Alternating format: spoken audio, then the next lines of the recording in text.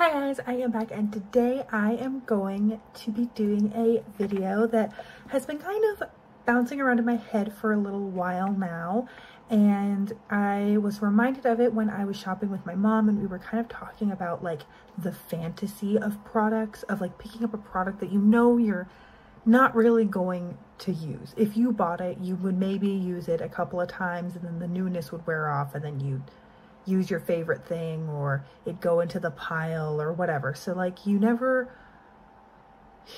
ended up buying it, but you like really just, you cherished the idea of owning it. I would lust after it for a really long time, and then eventually like somehow it just turned to like you just stopped. Like something new came out that caught your attention and you just stop. And most of these things I did want for like many months or years, and I could just never justify purchasing them, or I wasn't able to purchase them, and we'll get into why that was later. And yeah, well, and then now I'm look back and I'm like, I really wanted that thing and I don't have it and I don't miss it. And there's only one product that like I would be excited if someone gave it to me still, now looking back. The first product is ColourPop Super Shock products. So when I was first getting onto YouTube, I was like 12, 13, and around that time, ColourPop blew up, like was all over the internet. Maybe it was a little bit later, but like 15, 16. And I just didn't have the capability at the time to, especially when I was like really young, to like order something that was a direct-to-consumer product.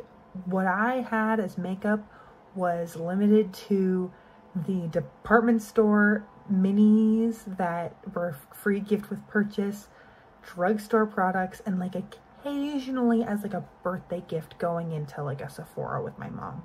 I had never even been into an Ulta. My mom didn't know that Ulta existed, so, or like there wasn't one in our town, so I had never even been into an Ulta. It was like Sephora, Target, department store minis. That was it. And so when I saw all of these ColourPop products being talked about so highly online, I wanted them so badly. I specifically remember I would go online and I would add all of these to my cart and think about buying them and thinking about asking them for my birthday and all of these things. I did this so many times. It was probably kind of neurotic, but I really wanted specifically the blush in the shade Between the Sheets, the highlighter in the shade Wisp, and then the shadows. There was like a bright blue that was so pretty. Honestly, I still think it's pretty.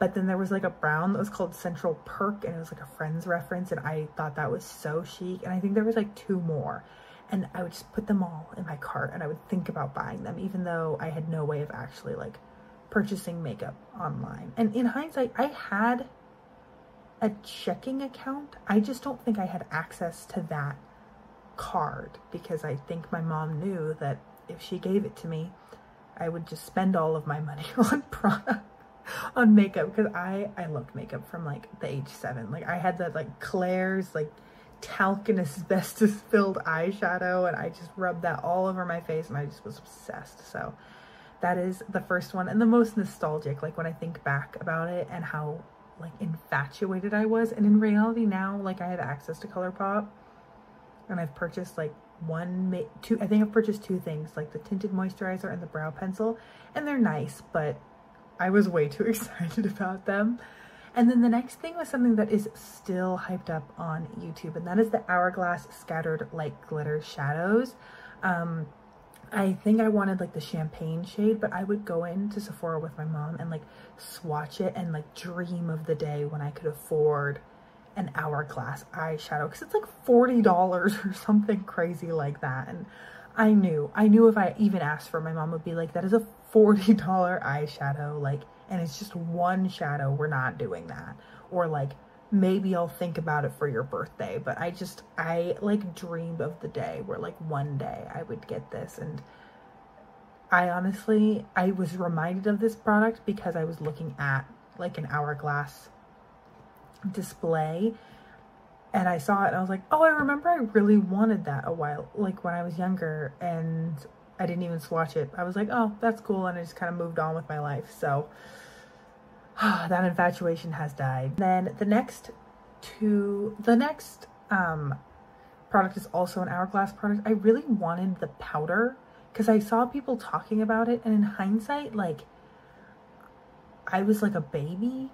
Like, this was when I was in high school, and like, I was I'm still a baby. But it's just kind of funny to me that I really wanted this powder, and that powder is like meant for like blurring lines and all of these things. And like, I didn't have lines. I was like 15. So it's just funny that I wanted it so badly because I saw all of these adults on YouTube talking about how great it is. And I just didn't really understand that it wasn't a product that was really meant for me, or like I wasn't going to benefit from it. And I'm really glad I didn't purchase it in the end, because eventually I got my Hourglass ambient lighting edit and I used the powder that was in it, and like, it was fine, but it wasn't groundbreaking. And so now I'm extra glad that I didn't buy a full size of the powder, because again, it wouldn't have been it wouldn't have, you know, fixed all of my makeup problems like I thought it was going to. And then the next two are palettes. The first is the Lorac Pro 2 palette. So I had the Lorac Pro 1. I got it for Christmas. I loved it. I really loved that palette for a long time. It was like my special occasion palette because it was just really easy, standard go-to for the longest time. And like, whenever I was doing someone else's makeup, I would dip into that.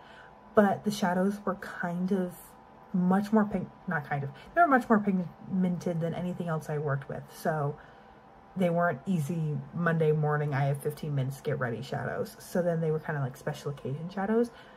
And I wanted the Lorac Pro 2 because I was watching YouTube and people had like collections of these expensive palettes. They would have all the Lorac Pro and Pro Mega palettes. They would have all of the Too Faced chocolate bar palettes. Those palettes, like, everyone had the collection, and I was like, well, I have the one, I want the two. And I think in hindsight, I'm glad I didn't get it, because the Pro Palette 2 color story just wasn't really what I ever wore at the time. And I think the back of my head knew that, and that's why I never ended up like officially asking for it for Christmas. And then another one is actually more recent, and this is something that I hemmed and hawed about, and that's the ABH Jackie Aina palette. And I was going to order a palette, and because I had like a gift card, and it was the VIB sale, and I was like, I got this, I'm gonna get myself a palette.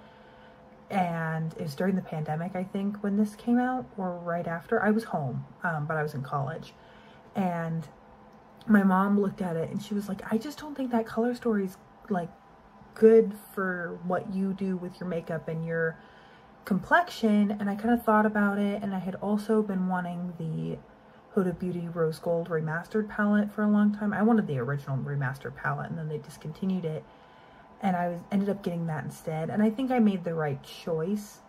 But honestly, if someone was like offering to give away the Jackie Aina palette, I still think it's beautiful and I'd probably take it. But I'm glad I didn't order it, because I don't think it was something, I think I was getting caught up in the fact that it was limited edition for the most part.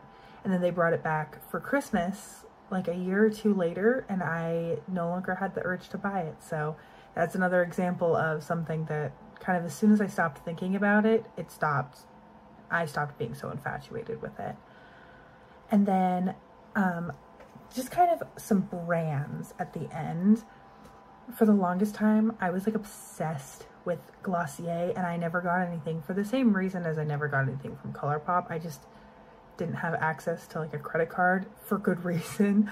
And people would talk about the Boy Brow and the concealer and the cloud paints, and I just wanted all of it. I didn't even really have like a specific shade of the cloud paint that I had picked out. I just remembered watching like 2016, 2017 YouTube and being like, this is like the pinnacle of being like a cool girl. And I was not cool, and in hindsight, I just don't think that those products were realistic to what I was doing. Like, I wasn't the best at blending. Now I like a lot of blush, but I didn't like a lot of blush at the time because I had so much redness on my skin, and in hindsight, it was probably a good idea that I didn't buy products just because I thought the people who recommended them were cool. Something that still kind of plagues me, but I can feel myself waning in the infatuation, is Patrick Ta. And the packaging is so beautiful, and the blushes, like the blushes and the eyeshadow palette specifically have been pulling on my heartstrings. But when I really look at the blushes, there's not a specific shade that I want. And so that was where I kind of stopped going over and swatching them really lovingly, because I was like, well, I actually don't really want any of these shades because they're all very bright and very saturated. Like there's not really a nude or like a shade. Like I used up Tarte Amazonian Clay blush in Party, and that's kind of like my ideal blush color, or even like a kind of lighter terracotta color. I've used up blush sticks like that before, but there's nothing like that in this range. And the eyeshadow palettes are still beautiful.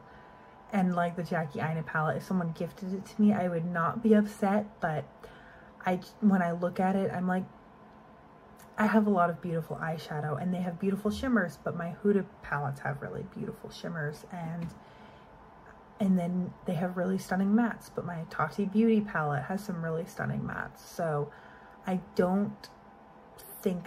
think once I took it home, I wouldn't actually be that infatuated with it, and that's why I never really picked a palette where I was like, this is the one that I want. I just get, the packaging pulls at me.